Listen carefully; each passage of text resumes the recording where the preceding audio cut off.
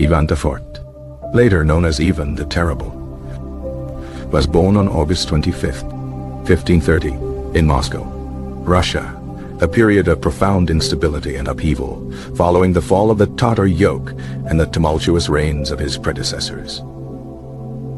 His father, Vasily III, died unexpectedly when Ivan was only 3 years old, leaving a power vacuum in the fragile Muscovite state.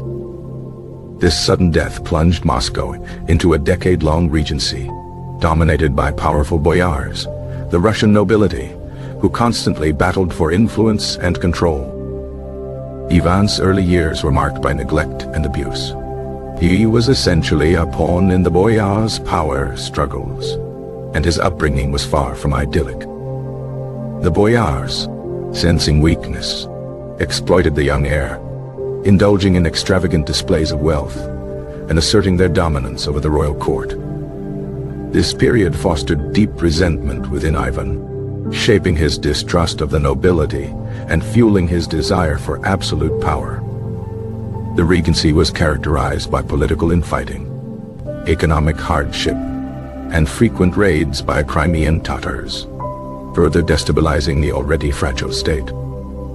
In 1547, at the age of 17, Ivan ascended to the throne, finally ending the decade-long regency and promising to rule with justice and strength. His early reign witnessed a flurry of reforms aimed at consolidating royal power and improving the administration of the state.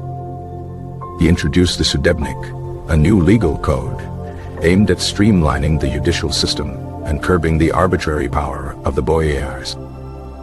He established a centralized bureaucracy, replacing local officials with loyal servants directly accountable to the Tsar. Ivan also sought to curtail the power of the church, which had become increasingly intertwined with the interests of the boyars.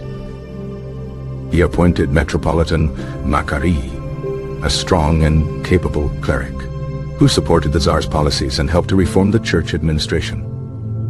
The Milizitsi, a standing army, was created to replace the unreliable system of levy soldiers and to defend against external threats. This military reform proved crucial in resisting further Tatar raids and paving the way for Russia's expansion into Kazan.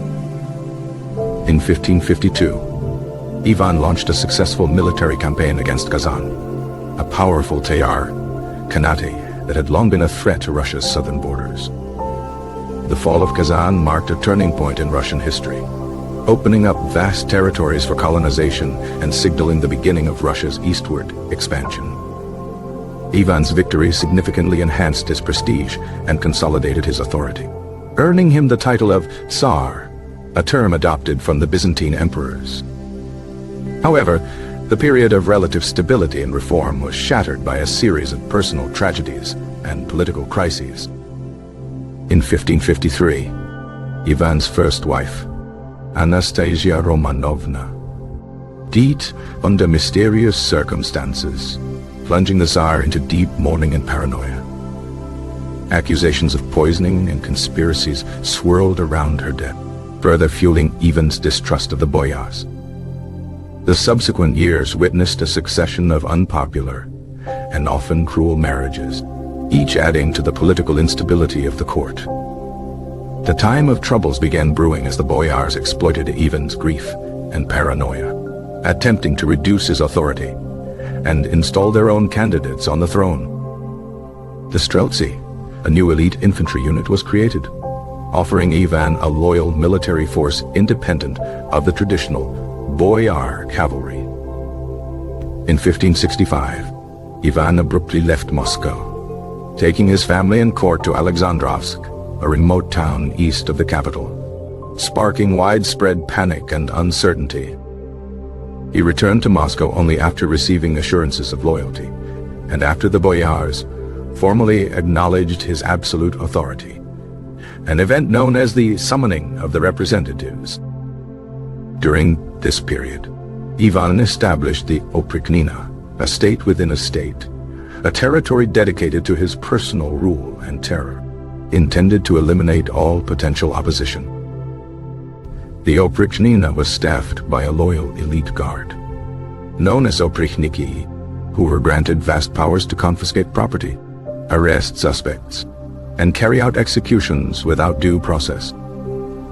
Under the Oprichnina, a wave of terror swept across Russia, as suspected dissidents were brutally suppressed, their property seized, and their families exiled.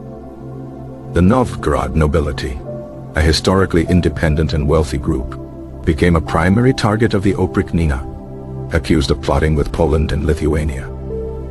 The Oprichnina's policies also devastated the Russian economy, as agricultural land was abandoned and trade disrupted, further weakening the state. The Livonian War, 1558-1583, a protracted conflict against Poland, Lithuania, Sweden, and Denmark, drained Russia's resources and further exacerbated the country's problems. The Livonian War proved to be a military and diplomatic disaster for Russia, ultimately failing to secure access to the Baltic Sea. Ivan's reign was marked by increasing paranoia and erratic behavior, fueled by grief, mistrust, and the immense pressure of ruling a vast and troubled empire. In 1581, Ivan killed his son, Tsarevich Ivan, in a fit of rage during an argument, a tragic event that shocked the nation and further eroded his already diminished reputation. The death of Tsarevich Ivan left Ivan without a direct heir, plunging Russia into a succession crisis and paving the way for the time of troubles. Ivan IV Vasilievich, the first Tsar of Russia, died on March 18, 1584, leaving behind a legacy of both significant achievements and profound brutality. His reign transformed Russia from a struggling principality into a centralized, autocratic state, but at a terrible cost. Ivan's legacy remains controversial, remembered both as a ruthless tyrant who unleashed terror on his people and as a shrewd ruler who laid the foundations for Russia's future greatness.